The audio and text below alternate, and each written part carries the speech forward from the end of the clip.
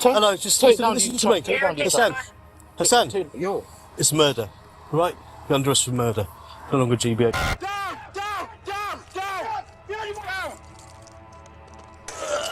You're under arrest on suspicion of murder. You don't have to say anything, but it may harm your defence. Do not mention any questions. Which later line in court. Anything you do say may be given in evidence.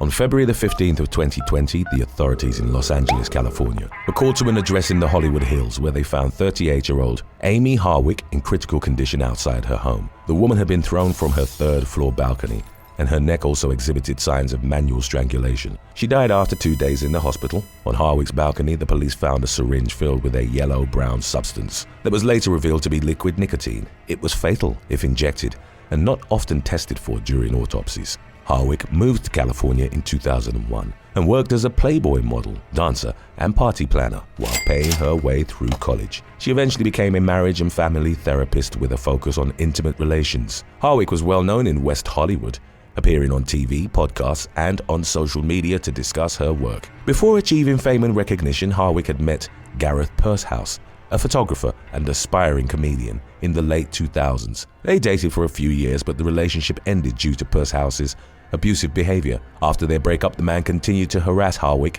and was even reported to have broken into her home. Harwick took out 2 restraining orders against him, and he eventually relented. In the years that followed, Harwick moved on with her life, made a name for herself as a therapist, and was briefly engaged to comedian Drew Carey, host of The Price is Right game show. Then, while attending an awards show in LA in January of 2020, she ran into Pursehouse again. Her last restraining order against him had expired in 2015. The man reportedly had a meltdown, and he started yelling at Harwick, accusing her of ruining his life. After the chance encounter, Harwick sent an email to herself that read, "Tonight I feel very scared." The woman wrote about Pursehouse. "It terrifies me that he's been obsessed with me for 9 years, thinks about me every day. I'm pretty nervous that I'm more on his radar now. He's focused on harming me." On Valentine's Day 2020, Harwick went out with friends to a burlesque show. 2 hours after she'd left the 3-story residence, which she shared with a male housemate, surveillance cameras from the property next door captured Pursehouse. He tried to put his hand up and obstruct the recording before jumping into Harwick's backyard. At around 1 a.m., the woman's housemate heard screaming from her 3rd-floor bedroom and feared an intruder was on the premises. He yelled out in an attempt to scare him, but couldn't find his phone to call 911 and ran outside to try and find help. Moments later, Harwick plummeted from her balcony onto the patio below. Pursehouse was captured fleeing the home over a back fence, but was arrested shortly thereafter on murder charges, with the special circumstance of lying in wait, breaking and entering, and home burglary. In court, he admitted to breaking into the residence, waiting for Harwick, and carrying the syringe with the fatal substance, but denied killing her. His defense argued that seeing his ex-girlfriend again at the awards show had triggered a deep depression. Pursehouse claimed that he went to the home to talk to her, that the syringe was meant for himself, and that Harwick had accidentally fallen from the balcony. His version of events held little weight in court, particularly since he'd made efforts to cover his tracks and had brutally strangled the victim. Pursehouse was convicted of Harwick's murder, and in December of 2023 he was jailed for life without the possibility of parole.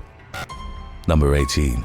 Erick, Gael, Hernandez-Mendez. The family of 20-year-old Christina Matos called law enforcement in North Carolina on Easter Sunday 2021 and asked officers to perform a welfare check at her Raleigh apartment. Matos' mother and her brother had a spare key and had gone to the home to check on her, but were unable to open her locked bedroom door. When the police went to the address, they found Matos dead after she'd suffered multiple knife injuries, 16 of which were to the neck. Days before her murder, the Wake Technical Community College student had married a man by the name of Erick Gael Hernandez-Mendez, who was at the time in his early 20s. Investigators found that he was in the US illegally and that he'd paid Matos $15,000 to marry him so that he could obtain citizenship. He became the prime suspect in the murder and was taken into custody. During his police interviews, Hernandez-Mendez said of Matos, "She was my best friend. I liked her, I loved her," and stated, "We were going to help each other out." The man also claimed that he'd been trying to fix Matos, whom he said worked as an exotic dancer. Hernandez-Mendez attempted to pin the murder on the young woman's roommate, Kaylee Lynch Fridicano.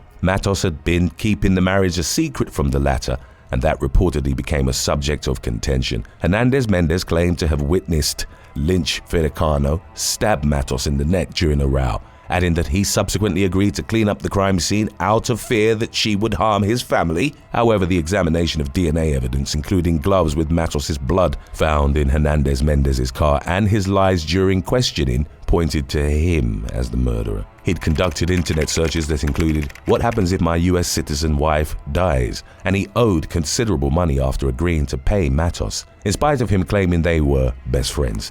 Messages between them indicated that she regarded their relationship as purely transactional. Lynch Firicano was charged with felony accessory after the fact to murder and obstructing justice. It emerged that she deleted content from electronic devices, lied to the police, and attempted to help Hernandez-Mendez escape arrest. The extent of her role in the incident beyond her charges was unclear, and she didn't testify during the latter's trial. Ultimately, the jury unanimously found Hernandez-Mendez guilty of first-degree murder. In the spring of 2024, he was jailed for life without the possibility of parole. Matos' mother addressed him in court saying, "I cannot call you an animal, because sometimes an animal has compassion," while her brother described him as a wolf in sheep's clothing. Kaylee Lynch Firicano's case was ongoing as of the latest updates. Number 17. Cesar Santana. 33-year-old kindergarten teacher Lutz Hernandez was reported missing by her family on February the 6th of 2023 after she'd failed to show up for work at the beloved community charter school in Jersey City, New Jersey. When the police searched her home, they discovered bloodstains in the bedroom, cleaning supplies, a mop, and a faint smell of bleach. The day after the mother of three was reported missing, her body was found buried in a shallow grave in an industrial area in Kearney, roughly 3 miles from her home. Her death had occurred due to a combination of compression to the neck and blunt force trauma to the head. Investigators learned that the day before Hernandez's disappearance, her estranged husband, Cesar Santana, had been stopped in traffic alongside his friend, Leona Miranda Lopez. Law enforcement spotted Santana's Honda in Kearney and impounded the vehicle due to an expired registration. Santana and Lopez were released in the immediate aftermath, but then became suspects in the murder of Hernandez, who was determined to have been the victim of a domestic violence incident. Before the police took control of the Honda, the men had been observed loading a large wheelie bin into it. A subsequent search of the police-detained vehicle produced the bin, along with plastic sheeting with blood stains and soil on it. The police also found a pickaxe, as well as a shovel and rope, both of which had black hairs on them. The rope in the vehicle matched the length of rope that had been found near Hernandez's grave. Roughly 2 weeks after the woman's murder, Santana was arrested at an apartment in Miami, Florida, and charged with first-degree murder, hindering, failing to dispose of human remains, and tampering with evidence. He went on to plead not guilty, and his case was ongoing as of the latest updates. A relative of Santana's told the media that after his wife's disappearance, he took their children to church and behaved as if nothing had happened. After Santana was taken into custody, Lopez went on the run and left the country for Colombia, acting on an international warrant. Law enforcement in the South American country took him into custody on June the 14th of 2023. He was extradited to the US from Bogota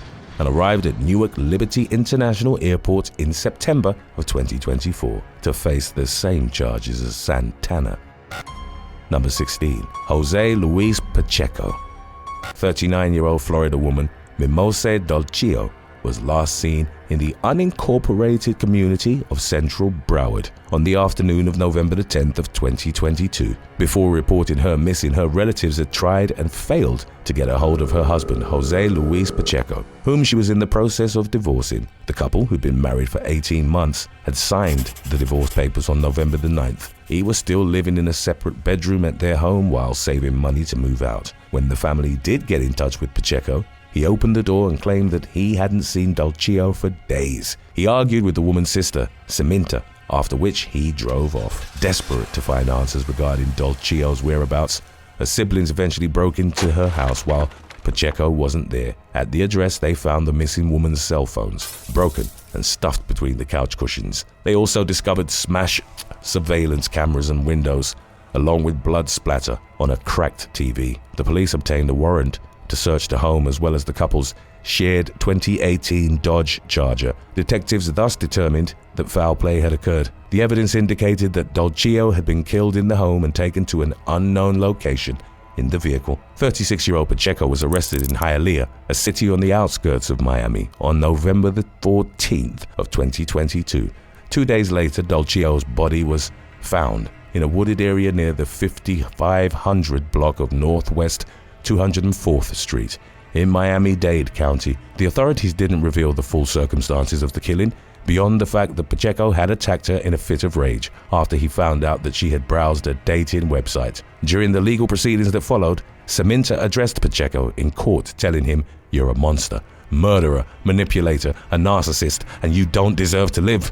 Her brother echoed that sentiment and said to Pacheco, "I hope one day when all this is done, you look back and feel the stain of your actions." The man initially pleaded no contest to a second-degree murder charge, but after hearing victim impact statements from Dolcio's family, the judge decided that he wouldn't accept the plea. No contest implied that there was no admission of guilt, meaning that Dolcio's family couldn't file a civil suit for wrongful death against Pacheco. The judge asked for a guilty plea and the defendant delivered it. In September of 2024, Pacheco was sentenced to 55 years behind bars, with a minimum of 33 years served before he would be eligible for parole.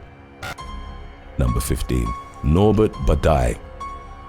In 2019, Norbert Budai and his longtime partner, Henrietta Visky, moved to Canada from Hungary as refugee claimants. They settled in Toronto, but the relationship was tumultuous. Within 2 years of living in Canada, Budai would be convicted of 3 counts of uttering threats and 2 counts of breaching court orders, all in connection to his behavior towards his partner. By June of 2022, the relationship had broken down and the couple had separated. Visky lived with their 3 children in a Chesterland townhouse, while Budai had no fixed address. The man then came to believe that his estranged wife had started dating again. Visky had dyed her hair bright red following their separation, and Budai associated that aspect with her moving on with someone else. Even though he was still on probation for past offenses committed against her, Budai went to Visky's home on June the 16th of 2022 and caused a scene threatening to set her on fire. The following day at around 2 p.m, he stormed into the residence, again with a jerry can in hand. As Visky sat on the couch, Budai doused her in gasoline. The woman fled the unit, but her estranged partner chased after her and used a lighter to set her ablaze. Harrowing surveillance footage captured Visky as she was rapidly engulfed in flames. Neighbors intervened and used garden hoses to extinguish the burning woman before first responders tended to her. Budai was arrested at the scene. Visky died the next day from complications associated with burns, which covered roughly 80% of her body. She was 37 years old. Budai was charged with first-degree murder, but he testified in court that he didn't mean to kill his wife. He claimed to have been acting under the influence of alcohol and fentanyl, which had prevented him from understanding the consequences of his actions. Budai said that he'd only meant to set fire to Visky's red hair, which for him had become a symbol of her infidelity, and maintained that he was desperately trying to get his family back. Budai's defense told the court his actions were consistent with an impulsive, horribly unreasonable act that went further than he thought it would. Crown prosecutors argued that the murder had been planned and deliberate, noting that 15 hours had passed between Budai threatening to set Visky on fire and him actually going through with it. The prosecution highlighted that Budai was captured on CCTV pulling his wife's hair after lighting her up. He was so overcome with rage and jealousy and pettiness, even when she was burning, he had to rip her hair out. Who would ever do that as she's burning? The court was told. The couple's 2 adult children witnessed the atrocious incident but refused to give victim impact statements. Superior Court Justice Jane Kelly ultimately agreed with the prosecution and found Budai guilty of murder in October of 2024. Kelly considered that his stated intention of only setting fire to the victim's hair, unaware of other injuries she might suffer, defied logic, and that he didn't appear to have been impaired by intoxication in the footage. Kelly concluded that Budai's conduct was functional, logical, and purpose-driven, as well as rational, linear, and goal-directed. In November, he was given a life sentence with parole available after 25 years. Number 14. Gualberto Lebron. The fraught relationship and violent history between New Jersey couple Gualberto Lebron and 30-year-old Julia Vega reached a boiling point on May the 5th of 2018. On that day, Lebron strangled, assaulted, and abused the woman at her Newark apartment while their 3 children were at the scene. Vega was able to escape the home and Lebron chased after her. He tried to assault her again, but neighbors intervened and the man fled the area. In the days that followed Lebron's stalking of his estranged partner, intensified, and he threatened to kill her if she didn't drop the charges against him. Friends and members of Essex County law enforcement encouraged the woman to relocate to a domestic violence shelter, but she refused after having recently gotten an apartment of her own where she was living with her children. A few days after the attack on May the 9th, Vega was on her lunch break from a job at a local daycare. Her children were in school at the time and the woman went home to walk her dogs. Lebron followed her, forced his way into the residence and killed her in cold blood. After cleaning the scene, he rolled Vega's body in a carpet and placed it inside her minivan before driving off. Later in the day, on May the 9th, the woman was reported missing. Over the days that followed, Lebron concealed Vega's remains while trying to find a way to dispose of them, and he eventually elicited the help of his brother, Gualberto. The men placed the body in heavy-duty trash bags, which were filled with chemicals and sealed with duct tape. The duo reportedly believed that the chemicals would disintegrate the remains, which they did not. On June the 1st of 2018, the bags were found behind an abandoned home in Irvington. By then, Lebron had already been arrested as the main suspect in Vega's murder, and his brother was also eventually taken into custody. The men faced a plethora of charges to which they pleaded not guilty. In February of 2023, a jury convicted Lebron on 21 of 24 counts, including aggravated murder, aggravated assault, burglary, witness tampering, and desecrating human remains. His brother was convicted of desecrating human remains and hindering prosecution. They were sentenced in the spring of 2023. Lebron, who was at the time in his late 30s, was sentenced to life without the possibility of parole plus 32 years. Gualberto was given an 8-year sentence with a minimum of 4 years spent in custody. Number 13. Genu Armeanu. So tell me, in as much detail, your involvement in the murder of Elisabetta Ekatusu. Am văzut că se ține cu ăla, mi-am pus în gând să o omor și am omorât atunci.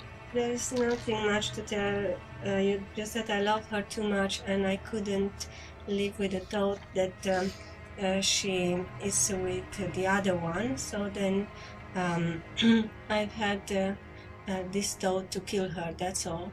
In the summer of 2017, Genu Armeanu started dating Elisabetta Ekatusu, whom he'd known since they were children and living in the same city in Romania. When they reconnected and became involved in a relationship, they were both in their mid-40s and living in East London, England. By Christmas of 2017, 44-year-old Ekatusu had ended things and reportedly started seeing someone else. Armeanu wouldn't accept the breakup and sent the woman increasingly desperate Facebook messages trying to win back her affection. The messages escalated to him threatening to kill her and engage in self-harm. Ekatusu and her family didn't report the matter to the police because they didn't believe the man was capable of violence. Armeanu then began waiting for Ekatusu outside the Upton Park restaurant where she worked. The woman became frightened, and when she had shifts that ended at midnight, a colleague would give her a lift to her Ilford home. On the evening of January the 3rd of 2018, a neighbor's surveillance camera captured the moment that Ekatusu was returning to her residence, and Armeanu emerged from behind a van,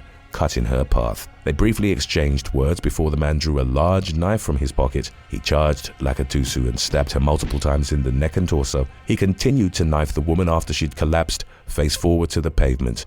At the end of an attack lasting less than 30 seconds, Armeanu left her for dead in the street and calmly walked away. Ekatusu, a mother of 3 and grandmother, succumbed to her injuries within minutes. Armeanu was arrested shortly thereafter and, on January the 4th, confessed to the murder through a translator. In a video-recorded police interview, he kept his head bowed and admitted to stabbing Ekatusu because he could no longer be with her and didn't want to leave her to the other one, meaning the man she'd started seeing. Armeanu responded affirmatively when asked if he'd brought the knife with the specific intention of killing his ex, thereby confirming that his actions were planned and premeditated. Armeanu didn't, however, plead guilty. He wanted a jury to find him guilty rather than utter the words himself. His defense stated in court. A jury at the Old Bailey convicted Armeanu within 15 minutes at the end of a 3-day trial. In June of 2018, he was ordered to serve a life sentence with a minimum of 28 years behind bars. Number 12. Hassan Sentamu. Hello, just listen to me. Hassan, it's murder, right? You're under arrest for murder.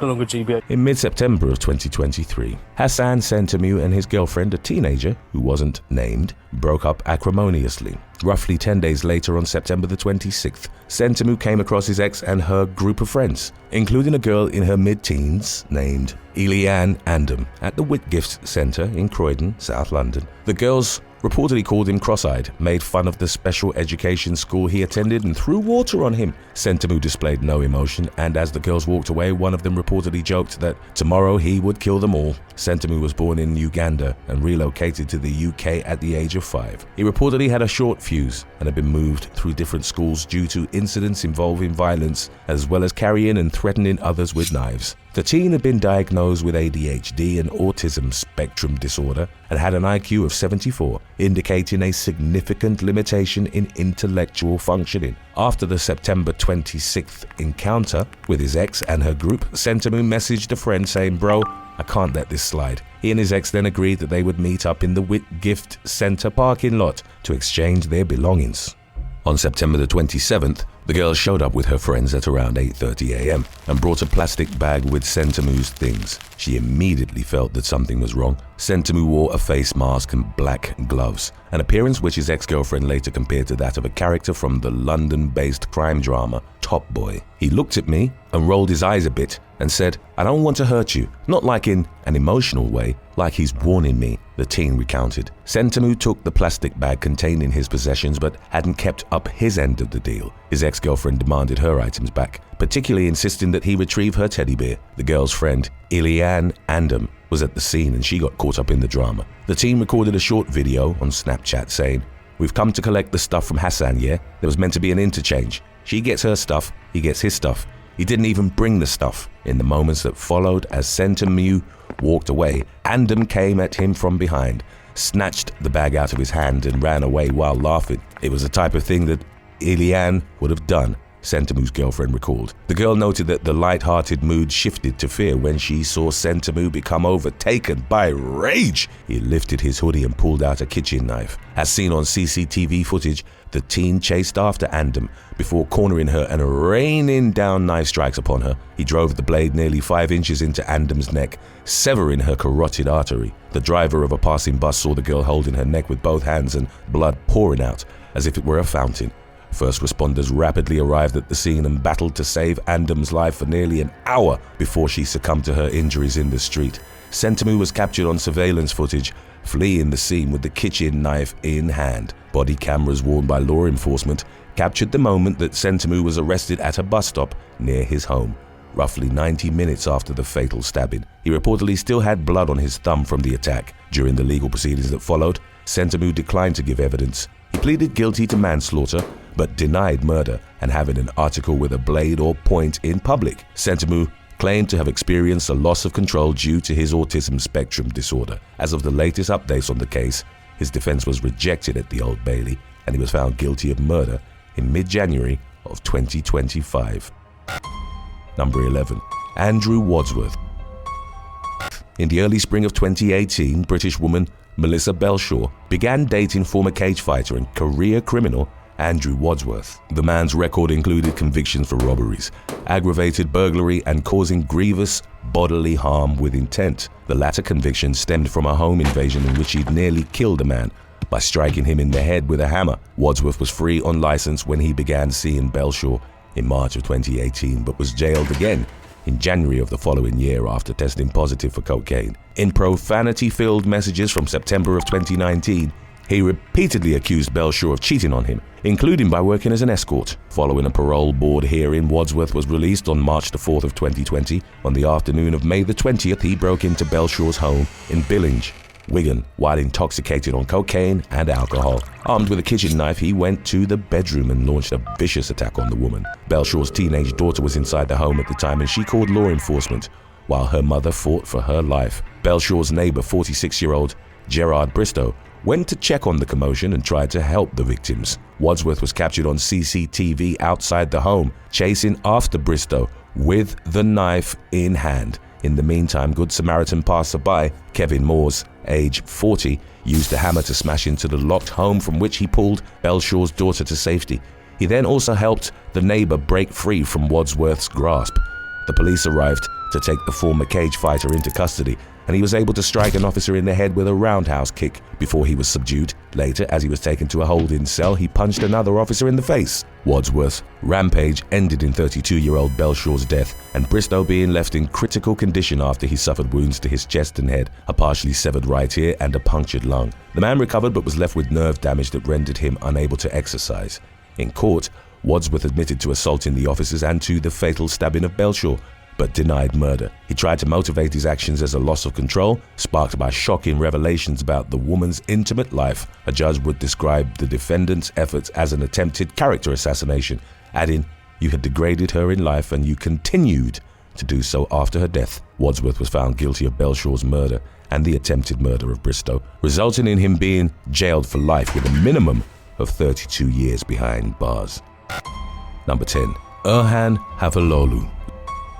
Leading up to late October of 2015, former soldier Erhan Havaleoglu and his wife, social worker Leanne Cameron, had been separated for several months, and he'd left the home they'd once shared in mid-Calder, Scotland. For roughly half a year before the split, Cameron had had an affair with a man named Philip Kilkenny. She continued dating him in the separation's wake, and even though her relationship with Havaleoglu was not amicable, she still relied on the latter to care for their 2 young children while she worked. In keeping with that arrangement, on October the 28th, the man was at the mid-Calder home. The estranged couple's children, Erin and Jamie, were sleeping upstairs when Cameron came from her work. Without warning or provocation, Havaleoglu launched a vicious knife attack on the 29-year-old. He stabbed her 10 times in the neck and twice in the back. As the mother of his children lay dying, Havaleoglu fled the home and traveled to Edinburgh, where he changed his clothes and got rid of the blade,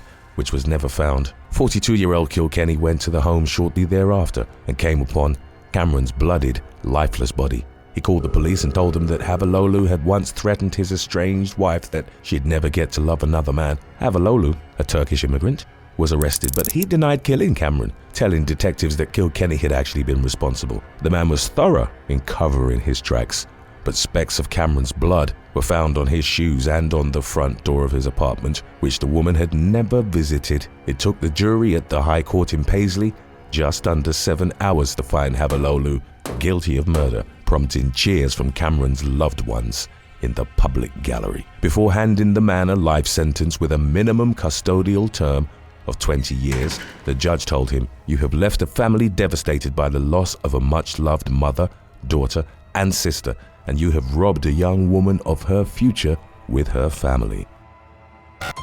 Number 9. Brandon Deshawn Webster.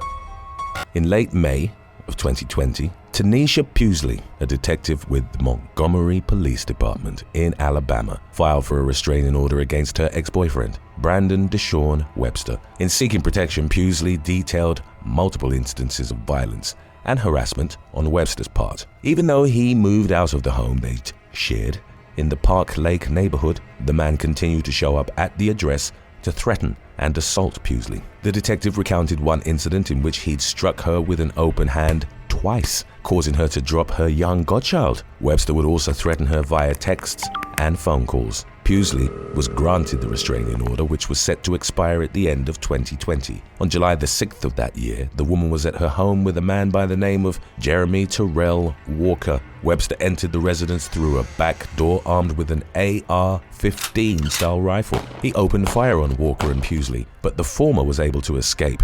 In the moments that followed, Webster fatally shot Pusley in the chest. He was subsequently tracked down and arrested by the U.S. Marshals Gulf Coast Regional Fugitive Task Force. In 2023, Webster pleaded guilty to 2 counts of capital murder and to 1 count of attempted assault. He was jailed for life without parole, plus an additional 10 years. Number 8. Alexei Mitachi. By 2017, Alexei Mitachi had become one of the best-known dentists in Chisinau, Moldova's capital city, and was operating a practice that was frequented by celebrities.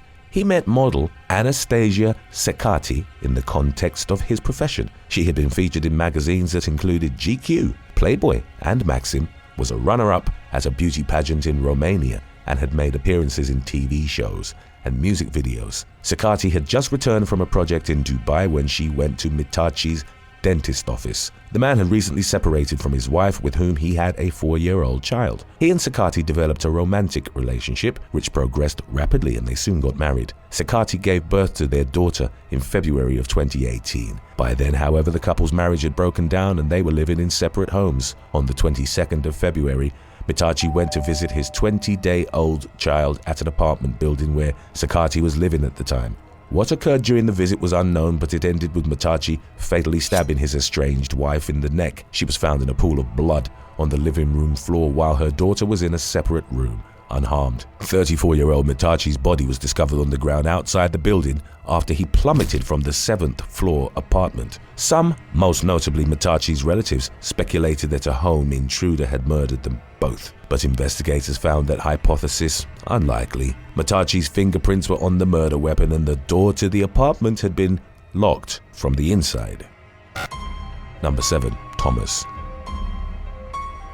38-year-old former beauty queen Kristina Joksimovic was brutally murdered at her home in Binningen, near Basel, Switzerland, in February of 2024. The woman, a 2007 Miss Switzerland finalist, shared the spacious house with her husband, who was only identified as Thomas, and their 2 young daughters. Her remains were found by a third party, and the scene was described as nightmarish, as Joksimovic had been extensively dismembered and mutilated. Thomas was arrested on February the 14th in connection to the murder.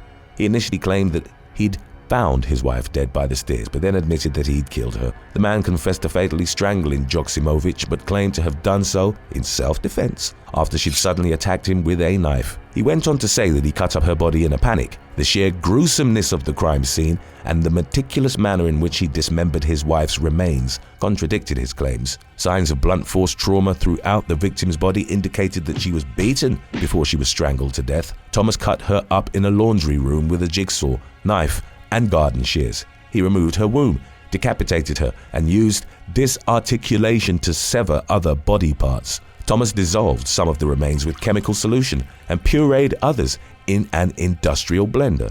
He played YouTube videos on his phone throughout the hours-long process. The couple got married in 2017 and by multiple accounts seemed to be the perfect family. Weeks before she was killed, Joksimovic shared photos to her Instagram of a snowy landscape captured from the window of a luxurious hotel above Lake Lucerne. The photos were taken during an idyllic getaway with Thomas. A source close to the couple, however, claimed that they'd been in crisis for months and that the police had been called to their home following reports of violence. A former partner of Thomas's told the authorities that he'd used massive violence against her throughout their relationship up until April of 2016, roughly a year before he would marry Joksimovic. The woman recounted that he'd go into fits of rage during arguments and that he'd hit or strangle her. She detailed incidents that included him intentionally running over her foot with his car or pushing her against the wall by the neck. As of the latest updates on the case, Thomas was being assessed by mental health experts who believed there were concrete indications of a mental illness or a significant psychopathological personality disorder, as he'd exhibited a high level of criminal energy, lack of empathy, and cold-bloodedness after killing his wife. Number 6. Jarvis Madison. Just after Thanksgiving in 2016, Rachel Madison relocated from New Albany, Indiana, to Ormond Beach, Florida, to live with her aunt and escape her abusive husband, Jarvis. The prolonged torment to which the man had subjected his wife culminated on November the 15th of 2016. On that day, he flew into a fit of rage after he found out that Rachel was planning to leave him. Jarvis, who was at the time in his late 50s, held the woman against her will, threatened to kill her, and shot at her. Rachel called her aunt, Thelma Newsom, and asked for help. When Jarvis found out that they were talking, he further threatened Rachel, reportedly telling Newsom, "I am going to send her to hell." Rachel was eventually able to flee to Florida. Her aunt would later detail that Rachel's body was covered in scars from Jarvis's attacks, including marks on her back after he'd poured acid on one of her tattoos, and scars on her neck from when he'd cut her with a knife. From November the 15th to the 27th, Jarvis left multiple voicemails and sent many texts to Newsom in an attempt to talk to his estranged wife. He warned the woman that she would see him again when she least expected it. He tried to reach her one last time on November the 27th, roughly half an hour before the woman left her aunt's Ormond Beach home and went for a jog. Rachel didn't come back, and was reported missing. An investigation was launched and it involved multiple law enforcement entities, including FBI offices in Jacksonville, Knoxville, and Louisville, the United States Marshals Service, along with several local and state police departments. It ended with Jarvis's arrest in Kentucky on December the 2nd of 2016. Inside his SUV, the police found a .45 caliber pistol and a substantial amount of blood stains on the front passenger seat, as well as a receipt for a shovel and Rachel's phone. A search of Jarvis's phone produced images of Rachel's dead body. The man initially denied harming his wife, claiming that he loved her, but ultimately confessed to murdering her in cold blood. The day that Rachel went missing, he stalked her while wearing a disguise. At the end of her jog, he kidnapped her in the SUV. While they were in the car, Jarvis shot her 3 times at point-blank range, killing her. He then bought a tarp and a shovel, which he used to bury Rachel on the side of the road in Tennessee. Jarvis subsequently led the authorities to the spot and the woman's remains were recovered. In March of 2021, he pleaded guilty to interstate stalking, resulting in death. At his sentencing in July of that year, prosecutors revealed that Jarvis had been married 8 times before and had subjected each of those women to extensive violence. Several of his past partners spoke about the years of physical, emotional, and mental abuse they'd endured at his hands. Jarvis was sentenced to life behind bars in a federal prison. Volusia County Sheriff Michael J. Chitwood spoke of the shock that the brutal killing had generated in the community, telling the media, "This horrific case will never be forgotten here in Volusia County. My heart will always go out to the victim, her family, and friends, and I pray that they found some peace in knowing the coward who killed her will never walk free again." Number 5. Daniel Coppola. Before midnight on August the 24th of 2024, Daniel Coppola messaged his teenage daughter, Gianna, and told her to get out of the home she shared with her mother, Kelly Coppola, and 53-year-old Kenneth Polman, who was Kelly's boyfriend. Upon arriving at the address in Long Island, New York, Daniel met Gianna and told her to wait for him in the car. He then broke down the door to his ex-wife's home and made his way inside. Kelly and Kenneth were in a state of undress when Daniel aimed a semi-automatic handgun at them. In the moments that followed, he executed them both. He then returned to his vehicle and reportedly told Gianna, "I killed your mother and Kenny," before he sped off. The teen began frantically texting friends who alerted the authorities. One of Gianna's messages read, "I don't know what my father did. I don't know how my mother is." 50-year-old Daniel was arrested at his St. James home, about a mile from the crime scene. His daughter was found by the police unharmed. From Daniel's residence, law enforcement recovered notes in which he'd planned the murders in excruciating detail. He and Kelly had finalized their contentious divorce a few years prior, and in his writings, Daniel blamed the woman for his financial troubles. He'd also planned to kill the lawyers involved in their divorce, including his own representatives, with bullets marked for each. Daniel was charged with 2 counts of second-degree murder, to which he pleaded not guilty in late August. The devastated family members of the victims, including Gianna and Kenneth's 3 children from a previous marriage, attended the hearing and were pictured in tears while holding each other outside the courthouse. Number 4. Robens Cesar. 34-year-old Florida woman Frida Len Daniel was gunned down by her ex-boyfriend less than an hour after she'd filed a harassment report against him with the Boynton Beach Police Department in November of 2023. Moments before the incident, Daniel was outside her home while on the phone with her aunt in Haiti. The woman overheard Daniel telling someone during the call, "Oh, did you bring a gun to kill me?" And then gunshots rang out. A 2008 black Honda with tinted windows was spotted driving away from the scene of the shooting at the Meadows on Green apartment complex. The driver was identified as Daniel's ex-boyfriend, 41-year-old Robens Cesar, who was subsequently arrested and confessed to the murder. He reportedly wanted to get back together with Daniel, but she refused. After their breakup, he'd kept stalking the woman and couldn't stand the idea of her being with another man. He was believed to have followed her to the police station in the lead up to the murder. During his interviews with investigators, Cesar described her reporting him to the authorities as the final straw. He was charged with first-degree murder and denied bail. Number 3. Alex Kwong. 28-year-old Hong Kong model and fashion influencer Abby Choi was reported missing in February of 2023. Before she was featured in magazines and gained a reputation as a fashion trendsetter, Choi married Alex Kwong when she was 18. They had 2 children, but the marriage only lasted for 3 years before it ended in divorce. Choi nevertheless remained close to Kwong and his family. On February the 24th, 3 days after she'd disappeared, a harrowing discovery was made. Choi's severed legs were found in a refrigerator at a residence in Long Mai village in Tai Po district. Her skull and some of her ribs were subsequently found in a pot, and evidence indicated they had been cooked. A meat slicer and electric saw were also recovered from the scene, along with Choi's ID, credit cards and other belongings. On February the 26th, 3 arrests were made. This included her ex's parents and his brother. Her former mother-in-law was charged with perverting the course of justice, while the others were charged with murder.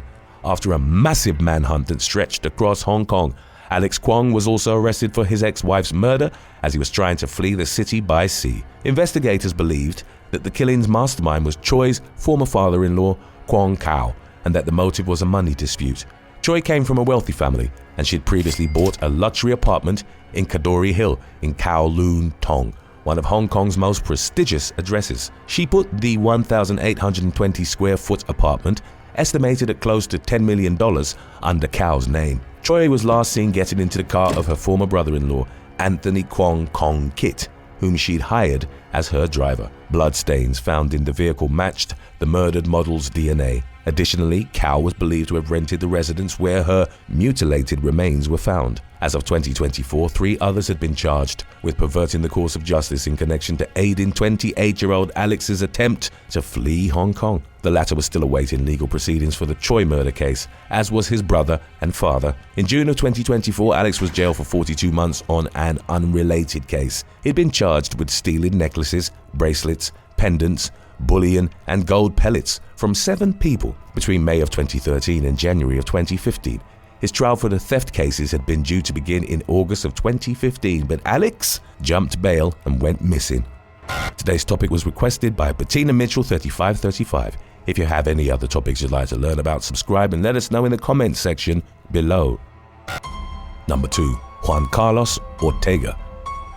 On August 9th of 2018, Ana Gabriela Soto was found dead in an abandoned, burnt-out SUV near Country Club and Coanaloa Drives in Escondido, California. The vehicle was registered to her sister, 30-year-old Veronica Soto Ortega. She, in turn, was found dead at her apartment on West 11th Avenue, a few miles away from the site of the charred SUV. 2 children were rescued from the home unharmed.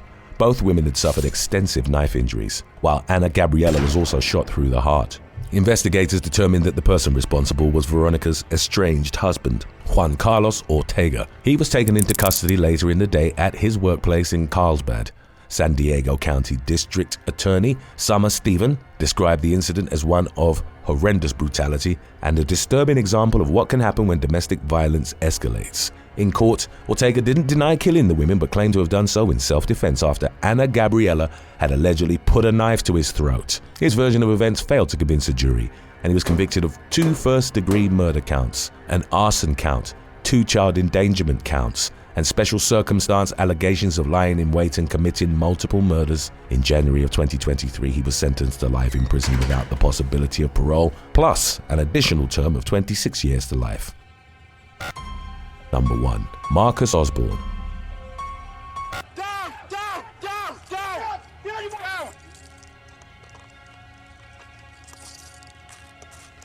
You understand? Good job, 2-4, stand by. On May the 10th of 2023, Katie Higton, aged 27, went to the Huddersfield police station in West Yorkshire, England, to report that she'd been threatened by her ex-boyfriend, Marcus Osborne. The latter had told Higton that if she ever got a new boyfriend, he would kill them both. Osborne had convictions from violence against 2 former partners from 2011 and 2012. He'd dated Higton for about 5 years, but the relationship ended after the man became controlling, coercive, and aggressive. He'd begun telling Higton what to wear, who she could see, and tried to control her use of social media. The final straw came when he assaulted Higton so badly that she was unable to move for days. Following her May 2023 report to the police, Osborne was arrested on suspicion of domestic violence on the 12th of the month. He was subsequently released on the condition that he maintained his distance from the Huddersfield home he'd once shared with Higton. Osborne continued spying on his ex-girlfriend in the days that followed and learned that she was dating 25-year-old Stephen Harnett. In the early hours of May the 15th, 5 days after Higton had reported Osborne to the police, he snuck into her home and waited for the woman to return from a cinema date with Harnett. As soon as Higton walked through the door, Osborne unleashed a savage knife attack on her, He stabbed and cut her 99 times, aiming a number of the knife strikes to her face in an effort to disfigure her. Evidence indicated that he then abused her while she was dead or dying. Osborne used Higton's Snapchat to lure Harnett to the home. He killed him with over 24 knife strikes and mutilated his genitals. At the time, Osborne was also holding an unnamed woman captive in the house. She would report that he arranged the victims' bodies side by side and said, "Romeo and Juliet, they can die together now." Osborne was reportedly calm and laughing, unshaken by the horrors he'd committed.